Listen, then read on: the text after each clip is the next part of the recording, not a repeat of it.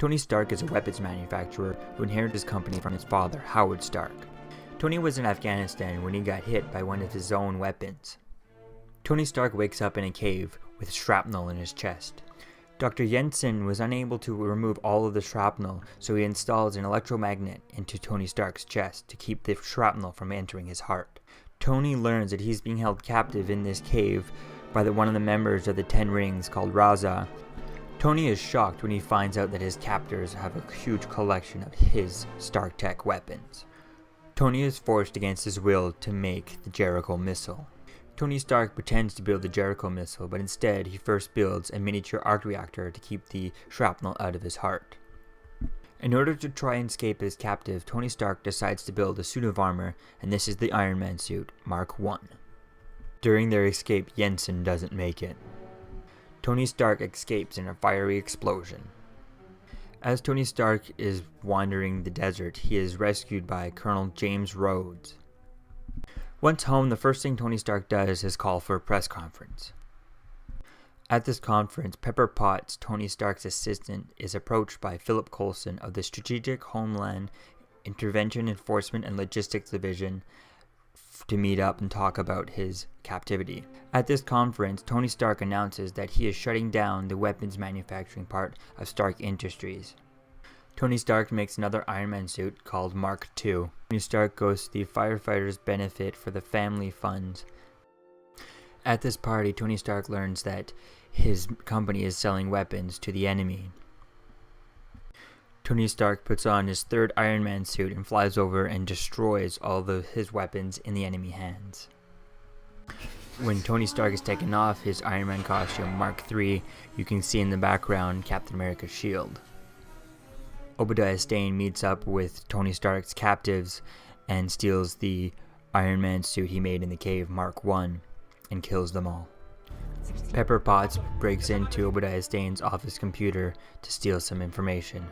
Obadiah Stane tries to have the arc reactor shrunken down to power his Ironmonger suit, but his scientists, his engineers, are unable to do it. Obadiah Stane steals the arc reactor straight from Tony Stark's chest. Tony Stark puts in the original arc reactor he built in the cave and goes off to save Pepper Potts from Obadiah Stane in his Ironmonger suit. Tony Stark and Obadiah Stane are fighting on top of the Stark building, and Tony Stark defeats Obadiah Stane by having Pepper Potts overload the arc reactor. Tony Stark has a press conference for what happened last night at Stark Industries, and Phil Coulson gives him a prepared speech, and he just says, "I am Iron Man." Jarvis. Welcome, Holmes. I am Iron Man. You think you're the only superhero in the world? Mr. Stark, you've become part of a bigger universe. You just don't know it yet. Who the hell are you? Nick Fury, director of S.H.I.E.L.D. Oh. I'm here to talk to you about the Avenger Initiative.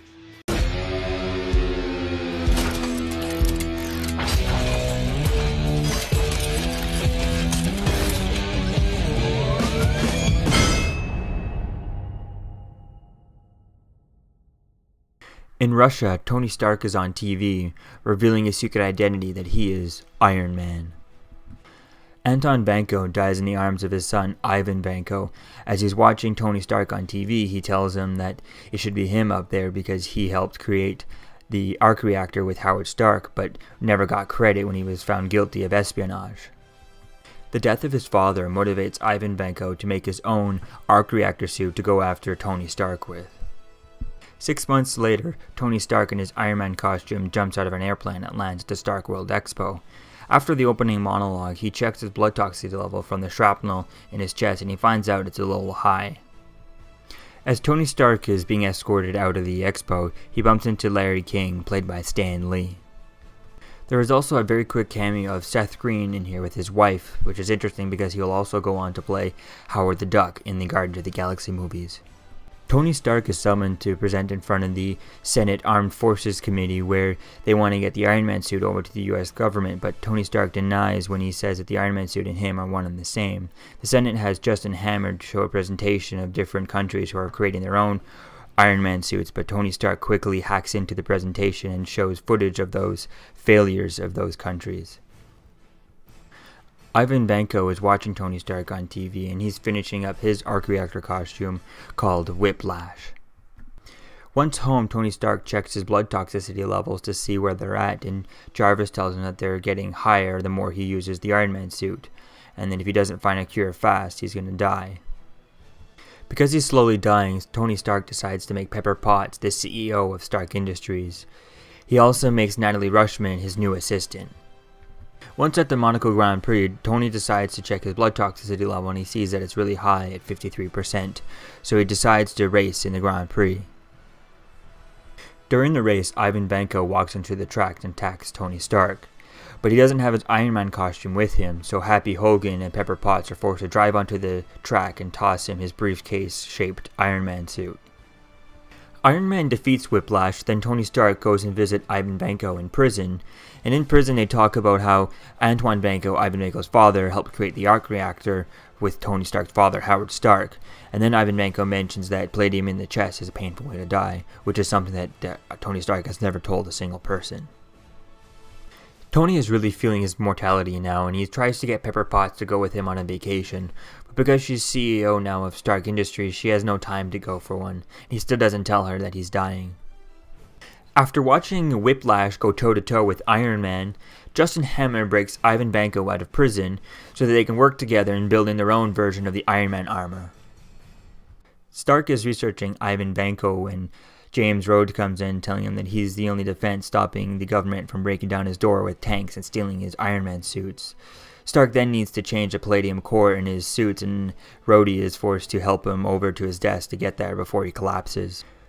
Tony throws himself what he thinks to be his last birthday party and gets real drunk and puts on the Iron Man suit, forcing James Rhodes to put on another Iron Man suit and fight him. They fight out for a while, and then James Rhodes leaves and takes his Iron Man suit to the military. The next day, Tony Stark is approached by Nick Fury, director of S.H.I.E.L.D., and he also finds out that Natalie Rushmore is actually Natasha Romanoff, aka the Black Widow, who's been watching Tony Stark for Nick Fury. Meanwhile, Justin Hammer checks in with Ivan Vanko to see how he's coming and making his own Iron Man suit, but he finds out that Ivan Vanko is not making suits but actually making drones instead. Nick Fury leaves Tony Stark with a box of Howard Stark's research, and he leaves Coulson there to keep an eye on him. Meanwhile, Rhodey and the military have Justin Hammer come in to take a look at the Iron Man suit that they stole, and they have him upgraded and turn it into the War Machine. Tony finds a message from his father leading him to discover that in the 1974 Stark World Expo, there is a secret map to creating a new element. During the construction of this new element, Agent Coulson comes down to check up on Stark. He goes through a box and finds a Captain America shield. Tony is successful at creating a new element to replace the palladium core in his arc reactor. Justin Hammer checks in again with Ivan Vanko to see how the drones are coming along and see if they can do a demonstration at the Stark World Expo, but Ivan tells them they can only salute. This is because he's been working on secretly his own upgraded version of the Whiplash costume.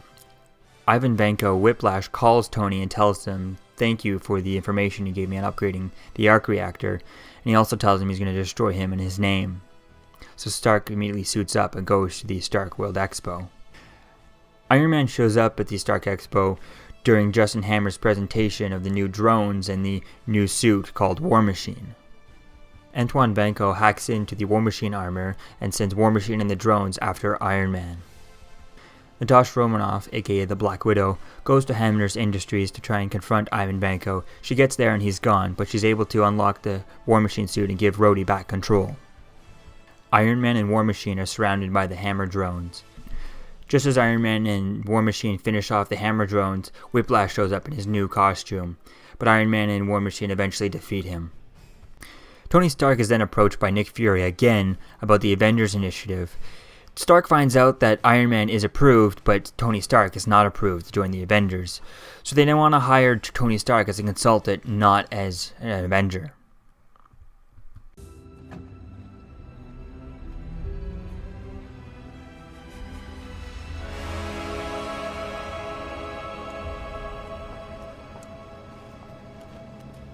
So, we found it.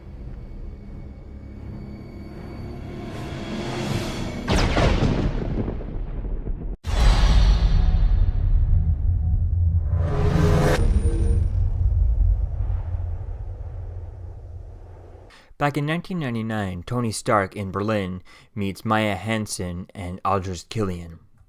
Aldrich Killian is looking for funding from Tony Stark for his projects under AIM, Advanced Idea Mechanics, but Tony Stark rudely and arrogantly dismisses him. Tony Stark and Maya Hansen go back up to her hotel room where she explains Extremis, her project she's been working on to regenerate human body parts. But the plant she's been working on explodes, and she continues to explain that it doesn't work and its subjects become unstable. Today we find Tony working on his latest Iron Man suit, Mark 42, which is a modular suit that he can control via nanites in his body. On TV, the Mandarin is taking credit for terrorist bombings. The president responds to these terrorist attacks with the reveal of Colonel James Rhodes in his new Iron Patriot armor. Tony and Rhodey are at a restaurant talking about the Mandarin when two kids show up asking for his autograph. The kids ask him about how he got out of the Tarian portal from the Tesseract in the Avengers. This sends Tony spiraling, and he runs to his suit only to find out that he's having a massive panic attack. At Stark Industries, Pepper Potts is still the CEO, and Happy Hogan, Stark's old bodyguard, is now the head of security. Pepper has a meeting with Aldrich Killian, who's seeking for funding for AIM for his Project Extremis. When he explains the project to Pepper Potts, she sees it as a weapon that could be used to create super soldiers, so she decides not to fund it. Pepper Potts arrives home and is greeted by the Mark 42 armor remotely controlled by Tony, but this doesn't go over well with Pepper as she was excited for date night. Then Tony begins to explain to her how he has been having PTSD from the Avengers, and he's afraid of the next threat to come. Later that night, while sleeping, Tony Stark is having a nightmare of the Battle of New York, and the Iron Man Mark 42 armor gets activated and comes into their room. He immediately deactivates it, but Pepper then decides to go sleep downstairs. Happy Hogan follows Eric Solving, one of Aldrich Killian's men, to the Chinese theater, where he sees him drop off a briefcase for someone. Then that guy immediately overheats and ends up exploding and vaporizing everything around them. Solving ends up walking away, but Happy Hogan is in critical condition. The Mandarin then goes on TV and takes claim for the attack. As Tony is leaving the hospital, he is swarmed by reporters, and his frustration overcomes him. He threatens the Mandarin and challenges him and invites him to arrive to his house, giving out his home address. Once home, Tony goes over the Chinese theater bombing and finds dog tags, and Jarvis finds a similar explosion that happened in Tennessee predating the Mandarin that involved a soldier. Jarvis then makes a flight plan to Tennessee. Tony is interrupted when the doorbell rings and Amaya Hansen shows up at his doorstep. Pepper's not happy with an old girlfriend of his showing up, and Amaya Hansen is there to try and warn them of their danger that they are since Tony revealed his address to the world. Then they immediately get attacked by the Mandarin when he starts bombing the place. Tony commands the Mark 42 suit onto Pepper. Pepper takes the Mark 42 suit and gets Amaya Hansen out of the building. As the Mandarin keeps bombing the place, the building begins to fall into the ocean, and Stark calls the Mark 42 suit back to him, but Jarvis reminds him that it's a prototype suit and it's not ready to fly just yet. Tony and the rest of his set end up falling into the ocean below, and the Mark 42 suit starts to take on water, and Tony ends up passing out. Tony is awakened to the sound of the Mark 42 going below 5% battery power. Then he crashes into the snowy forest below, and Jarvis tells him that he's in Tennessee. Tony finds a seemingly abandoned house and breaks into the garage to begin repairing his Iron Man Mark 42. Tony meets Harley Keener, a 10-year-old kid whose garage Tony broke into. Keener hands Stark a newspaper saying that Tony Stark is presumed dead after the attack on his house by the Mandarin. Amaya Hansen tells Pepper Potts that she suspects her boss, Aldrich Killian, to be working with the Mandarin. Meanwhile, we get the reveal that Aldrich Killian is working for the Mandarin as he is aiding him in broadcasting all over TV. When Tony and Harley are looking into the mysterious bombing, they discover that the mother of the bomber is waiting for someone at a bar with files. Tony confronts her and finds out that the people she was waiting for were working for the Mandarin. Tony defeats them and escapes and steals their car, leaving Harley in Tennessee. On TV, the Mandarin threatens the president and tells him that he is the next target. Tony discovers that AIM is still working on Project Extremis and working on soldiers, and he discovers that the test subjects are not yet stable, yet Aldrich Killian is still selling them to the Mandarin. Aldrich Killian finds Pepper and takes her hostage. Pepper finds out that Aldrich Killian and Maya Hansen are both working for the Mandarin. Rhodey walks into a trap by one of the extremist soldiers in order to acquire the Iron Patriot armor. Tony checks in with Harley to get an update on the Mark 42 Iron Man suit, and he finds out that the suit is not ready yet for combat or flight, but Jarvis is powered on, and Jarvis is able to tell him that the location of the Mandarin's been broadcasting from is Miami. On the way to Miami, Tony stops at a hardware store and makes himself some homemade weapons. Tony takes out all the guards and finds the Mandarin. The Mandarin explains to Tony that he's just an actor pretending to be the Mandarin in order to take credit for accidental explosions caused by the extremist program. Tony gets knocked out and then wakes up where he's chained and finds out that Amaya Henson is working with Aldrich Killian. Killian then shows up and shows Tony that he has turned Pepper Potts into an extremist subject. Amaya Henson finally realizes how wrong Killian's actions have been, so she decides to try and kill herself because she is the inventor of the extremist program, but Killian just turns around and shoots her and kills her. Tony escapes when the Mark 42 armor finally shows up. Killian manages to get Colonel Rhodes out of the Iron Patriot armor, then they use the armor to get access to the Air Force One, where they're able to get the President of the United States. Aldrich Killian plans to kill the President on live TV. Tony and Rhodey find the President, Aldrich, and Tony summons the House Protocol, which summons all of his suits that he's ever created. Pepper uses her newfound strength from the extremist program and kills Aldrich Killian. Tony then decides to blow up all of his Iron Man suits. Tony is able to cure Pepper from the extremist program, then he decides to go have the surgery to take the shrapnel out of his heart. Consider this a lesson in what's real and what's not. Why do people keep pointing guns at my head? Please, I don't want to die! I don't want to die. Target acquired and imposition extraction unit mobilized. I'm not the one that's going to kill you, Mr. Slattery. I'm here to break you out. That's nice. Not really. You see, there's somebody who wants to meet you. Do I know him? No. But you took his name, and now he wants it back. No, sorry. I still don't get it. One more time. This up bridge, everybody. All right. So you heard none of it? I'm sorry. I'm not that kind of doctor. I'm not a therapist. It's not my training. So? I don't have the What, the time? temperament. You know what, now that I think about it, oh, God, my original wound. 1983, all right? I'm 14 years old, I still have a nanny.